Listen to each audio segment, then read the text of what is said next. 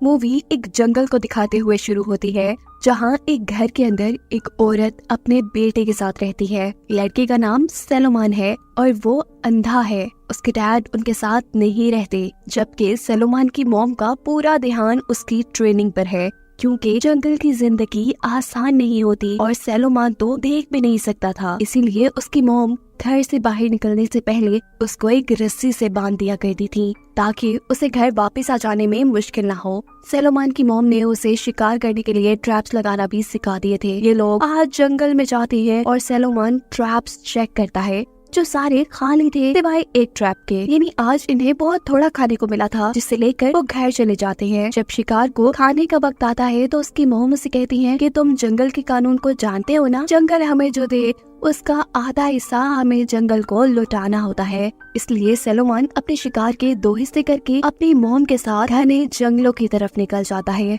उसके साथ बंधी रस्सी इतनी ही लंबी थी कि वो घने जंगलों के पास तो पहुंच सकता था, पर उनके अंदर नहीं जा सकता था। वो दूर से ही शिकार का आधा हिस्सा जंगल में फेंककर घर वापस आ जाती हैं। नेक्स्ट डे ये लोग मछलियों के शिकार पे जाते हैं, पर काफी देर कोई एक भी मछली ना पकड़ पाने पर उसकी मॉम उसे कहती है कि शायद जो कीड़े हमने मछली के कांटे में लगाए हैं वो छोटे हैं। ये सुनते ही सलोमान बड़े कीड़े लेने के लिए जंगल में चला जाता है। जब वो जमीन पर हाथ मार मार कर कीड़े ढूंढ रहा था तो तभी अचानक उसके हाथों में जंजीर आ जाती है, जिसे महसूस करने पर वो शॉक हो जाता है, क्योंकि जंजीर से तो चीजों को बांधा जाता था। उसे सोच आती है कि आखिर यहाँ कौन कैद होगा। सलोमान के इस जंजीर को हाथ लगाने से जंगल में हलचल मच गई थी, जिसे महसूस करते हुए सलोमान की मॉम उसे ढूंढते हुए उस तक पहुंचकर उसे डांटने लग जाती है कि इतनी दूर किसने तुम्हें आने को बोला था, पता है ना ये जंगल कितना खतरनाक है। सलोमान अपनी मॉम को नाराज देखकर उनसे सॉरी बोलता है और वो उसे लेकर घर चली जाती है। वो घबराई लग रही थी। उनके इस बिहेवियर से हमें लगता है कि आखिर यहाँ कुछ तो ऐसा है जिससे वो छुपाने की कोशिश कर रही थी। रात में वो सलोमान को एक बकरे की कहानी सुनाती है जिसे जंगल में जाना मना था, और एक दिन जब वो जंगल में चली गई तो उस दिन उसकी मौत हो गई, मर गई। ये कहानी सलोमान की मॉम ने खुद उसके लिए लिखी थी कि वो कभी डर कर यहाँ से जंगल में ना जाए। कहानी सुनने के बाद सलोमान अपनी मॉम से मौत के बारे में सवाल करता है। जवाब में उसकी मॉम कहती है कि ये तो मैं नहीं जानती कि मरने के बाद लोग कहाँ जाते हैं। हाँ, पर मेरा ये मानना है कि मौत एंड नहीं होती और इसी बात पर तुम्हें भी बिलीव रखना है। ये उनकी आखिरी बातें थी। उसके बाद उसकी मॉम घर से कहीं चली गई थी। सालों गुजरे, ना वो खुद वापस आई और ना ही सलोमान को उनका कुछ पता चला। उन्होंने जाते हुए टेप रिकॉर्डिंग में सलमान से माफी मांगी थी उसे छोड़कर जाने के लिए, और साथ ही जिंदगी गुजारने के 3 रूल्स भी बताए थे जिसके बगैर वो मर जाता। इन रूल्स में से पहला रूल ये था कि अगर वो कुछ भी जंगल से लेकर आएगा तो उसका आधा हिस्सा जंगल को वापस लौटाएगा। दूसरा ये कि अगर उसे कभी डर लगे या वो मुश्किल में हो तो फिर सलमान वो गाना गाए जो उसकी मॉम उसके साथ गाया करती थी। और तीसरा ये कि वो जब भी घर से निकलेगा अपनी रस्सी को नहीं छोड़ेगा। इन्हीं रूल्स को फॉलो करते हुए सलोमान की जिंदगी के काफी साल गुजर गए और उसने बहुत कुछ सीख भी लिया। फिर एक दिन ऐसा आया कि जब वो जंगल में शिकार को निकला तो शिकार के नाम पे उसे कुछ न मिला। वो नदी में मछली पकड़ने गया तो बहुत मुश्किल से एक मछली उसके हाथ लगी और भूख ज्यादा लगने की वजह से वो सारी मछली खुद ही खा गया और उसने जंगल में कुछ नहीं दिया। और उसके नतीजे में रात होने पर उसे जंगल से अजीब आवाजें आने लगी। सलोमान उन आवाजों पे ज्यादा ध्यान नहीं देता, हालांकि वो ये बात जानता था कि उसने आज एक रूल तोड़ दिया है। वो सोने के लिए लेट जाता है और आधी रात गुजरने के बाद वो नोटिस करता है कि आज तो उसकी बकरी ने बिल्कुल शोर नहीं किया। कुछ अजीब महसूस होने पर जब वो बाहर निकलता है तो अपनी बकरी को मरा हुआ पाता है। इन सब चीजों की परेशानी में उसे नींद भी नहीं आती। उसके पास अब खाना भी बहुत कम रह चुका था और आज जब वो दोबारा जंगल में शिकार के लिए जाता है तो हैरान कुन तौर पर उसे एक मरा हुआ हिरन मिलता है। ऐसा तो पहले कभी नहीं हुआ था। वो इन्हीं चीजों का सोच रहा था कि अचानक उसे एक इंसान की आवाज सुनाई देती है, जिससे वो बहुत ज्यादा घबरा जाता है, क्योंकि आज तक उसने अपने मॉम डैड के अलावा किसी तीसरे इंसान की आवाज नहीं सुनी थी। ये एक हैंग नाम का शिकारी था जिसने इस हिरन का भी शिकार किया था और वो सलोमान को अपने शिकार से दूर रहने का कह रहा था। वो जब सैलोमन को अपने शिकार से दूर करने के लिए उसके करीब आता है तो सैलोमन उसके ऊपर अपने चाकू से यह हमला कर देता है, जिसकी वजह से शिकारी का हाथ जख्मी हो गया था। शिकारी बदले में उसके सर के ऊपर अपनी गन मारता है, जिसकी वजह से सैलोमन बेहोश हो जाता है। सैलोमन को जब होश आता है तो हैंक उसके सामने ही बैठा हुआ और वो सैलोमन को खुद से घबराने से मना कर रहा था। सैलोमन नोटिस करता है कि वो अपने घर के करीब है। वो हैंक से पूछता है कि तुम्हें मेरा घर कैसे मिला। हैंक जवाब देता है तुम्हारी रस्सी के जरिए। हैंक सवाल करता है कि बच्चे तुम इस जंगल में अकेले रहते हो। हैंक के सवाल का सैलोमन कोई जवाब नहीं देता, क्योंकि उसे अपने आप को बच्चा कहने की वजह से गुस्सा आ गया था। फिर हैंक उससे इस बात की माफी मांगते हुए कहता है कि अगर तुम एक रात मुझे अपने घर पे रहने की इजाजत दे दो तो मैं अपने शिकार में से कुछ हिस्सा तुम्हें खाने के लिए दे दूंगा। देखो रात होने वाली है और रात में जंगल में खतरा बढ़ जाएगा। सैलोमन को ये आदमी क्योंकि अच्छा लगा था, इसीलिए उसने उसे अपने घर में रहने की इजाजत दे दी थी। हैंक खाना बनाता है और साथ ही सैलोमन के घर को चेक करने लगता है, क्योंकि वो हैरान था कि एक अंधा इंसान अकेले इस जंगल में जिंदगी कैसे गुजार रहा है।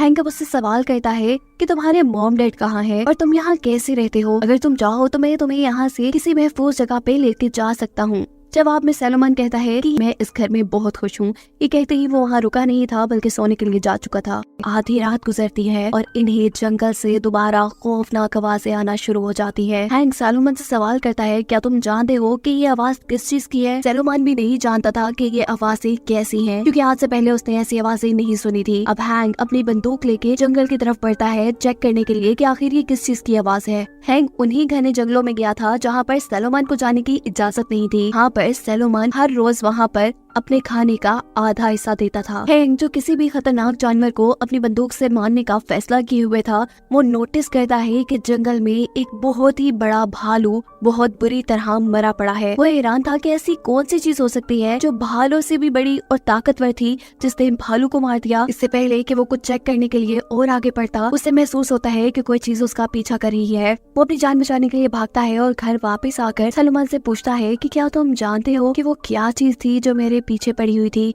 पर इस बारे में भी सैलोमन को कोई आइडिया नहीं था। खैर अगले दिन हैंक को अब यहाँ से निकलना था, लेकिन उसके पास एक पूरी हिरन थी। वो सैलोमन से कहता है कि मुझे इस हिरन को संभाल के रखना है, क्या तुम्हारे पास ऐसी कोई जगह है। सैलोमन से ना का जवाब मिलने पर हैंक कहता है कोई बात नहीं, मैं खुद एक ऐसी जगह बना लूंगा जहाँ पर वो हिरन का गोश्त संभाल कर रखा जा सके। बस इस काम के लिए मुझे कुछ चीजों की जरूरत होगी, जिसमें एक जंजीर भी शामिल है। सैलोमन कहता है हाँ मैं जानता हूँ कि जंजीर तुम्हें क्या मिलेगी। जंगल के बिल्कुल बीचों बीच नदी के पास ये वही जंजीर थी जो सैलोमन को बचपन में दिखी थी। ये दोनों उस जंजीर के पास पहुँच जाते हैं। हैंक भी जंगल के दरमियान में जंजीर को देखकर हैरान था। वो भी जानना चाहता था कि आखिर इस जंजीर से किसको बांधा गया है। वो जंजीर के साथ साथ चलते चलते एक खुफिया गार तक पहुंच जाता है। इससे पहले कि वो गार को अंदर से देखता, एक खूंखार परिंदा उस पे नाकाम हमला करने की कोशिश करता है, जिससे डरकर ये वहाँ से पीछे हो जाता है। ये लोग अपनी जरूरत जितनी जंजीर लेकर घर वापस आ जाते हैं। हैंक देखता है कि सैलोमन ने हिरन के गोश्त का कुछ टुकड़ा जंगल के अंदर फेंका था। वो उससे सवाल करता है कि तुमने ऐसा क्यों किया। सैलोमन कहता है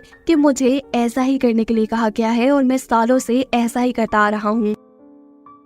हैंक को ये सारी बातें अजीब लगती हैं। उसे लगता है कि शायद सैलोमन की मॉम जादू वगैरह करती होगी। हैंक सैलोमन को समझाने की कोशिश करता है कि जिस चीज से तुम डर रहे हो शायद वो एक जानवर हो, और अगर तुम चाहो और मेरी मदद करो तो हम बड़ी आसानी से उसे पकड़कर खत्म कर सकते हैं और तुम्हारा सारा खतरा भी टल सकता है, और फिर तुम्हें अपने खाने का हिस्सा किसी को भी देने की जरूरत नहीं पड़ेगी। पर अब मसला ये था कि सैलोमन की रस्सी इतनी बड़ी नहीं थी कि वो जंगल के अंदर जा सके। हैंक कहता है ये कोई प्रॉब्लम नहीं, ये सब तुम मुझ पे छोड़ दो। ये लोग बातों बातों में अच्छे दोस्त बन चुके थे। हैंक बहुत से कपड़ों को फाड़ फाड़ कर उसकी रस्सी के साथ बांध देता है, जिसकी वजह से उसकी रस्सी थोड़ी लंबी हो जाती है। ये लोग जंगल में तो चले जाते हैं, लेकिन जंगल में जाने पर अचानक कोई सैलोमन पर हमला करके उससे पीछे की तरफ खींचने लग जाता है। हैंक उसे बचाकर घर वापस ले आता है। ये सब काफी अजीब था। सैलोमन इन सारी चीजों से काफी डर चुका था, इसीलिए वो हैंक से कहता है कि तुम मुझे उस किताब में से कहानी पढ़ के सुनाओ जो हमेशा मेरी माँ पढ़ के मुझे सुनाया करती थी। हैंक भी जंगल में होने वाले इस वाक़ये से परेशान था, इसीलिए वो सैलोमन के सोने के पास जंगल में चेक करने के लिए जाता है कि आखिर वहाँ है क्या। हैंक जंगल में उस गार तक चला गया था जिसके अंदर किसी चीज को जंजीर से बांधा गया था, जबकि दूसरी तरफ सैलोमन भी हैंक के यहाँ से जाने पे परेशान था। वो भी हैंक को ढूंढने के लिए जंगल की तरफ निकलता है, पर रस्सी छोटी होने की वजह से उसका आगे बढ़ना मुश्किल हो पा रहा था, जिस वजह से वो अपनी रस्सी को खोल देता है, और ऐसे उसने अपनी माँ के बताए दूसरे रूल को भी तोड़ दिया था। जंगल में आगे जाने पर उसे हैंग मरा हुआ मिलता है, जो देखकर वो बहुत ज्यादा दुखी हो चुका था। वो जोर जोर से रोने लगता है और उसी दौरान दोबारा उसे वो खौफनाक आवाजें अपने बहुत करीब से सुनाई देने लग जाती है। हमें दिखाया जाता है कि वहाँ गार में जो कोई भी था वो कोई बड़ा जानवर या राक्षस नहीं था, बल्कि ये तो सैलोमन की मॉम है, जिसकी आंखें बिल्कुल बदल चुकी है, ऐसे जैसे वो किसी और चीज के कब्जे में हो। सैलोमन तो अपनी मॉम को नहीं देख सकता था, उसे पता भी नहीं था कि ये उसकी मॉम थी। वो खौफ में अब अपनी मॉम का बताया गाना गाने लगता है, जिससे उसकी मॉम को पता चल जाता है कि वहाँ पर उसका बेटा आया है। वो जाकर अपने बेटे को जैसे ही गले लगाती है तो सैलोमन चाकू से उसे मार देता है। सैलोमन को इस चीज का अंदाजा नहीं था कि उसने अपनी मॉम को मार दिया, क्योंकि वो देख नहीं सकता था और उसकी मॉम बोल नहीं पा रही थी। अपनी मॉम को मारने के बाद हम देखते हैं कि सैलोमन की आंखें भी उसकी मॉम जैसी हो जाती है। आखिर सैलोमन के साथ हुआ क्या था? उनकी पूरी फैमिली पे किसी किस्म का कर्ज था, जिसकी वजह से सैलोमन के डैड सबसे पहले किसी अजीब सी क्रिएचर में बदले। और जब हमने मूवी के स्टार्ट में देखा कि सैलोमन की मॉम और सैलोमन अपना आधा शिकार जंगल में फेंकता है, तो शायद वो अपने डैड के लिए ही वो खाना फेंकते हो। उनके मरने के बाद ये कर्ज उसकी वाइफ यानी सैलोमन की मॉम पे आ गया होगा, और फिर सैलोमन अपनी मॉम के लिए रोज अपने शिकार का आधा हिस्सा जंगल में फेंकता रहा, ये जाने बगैर कि वो ऐसा क्यों कर रहा है। और फिर जब उसकी मॉम मरी तो ये कर्ज उस पे आ गया, जिसके साथ ही कहानी खत्म हुई।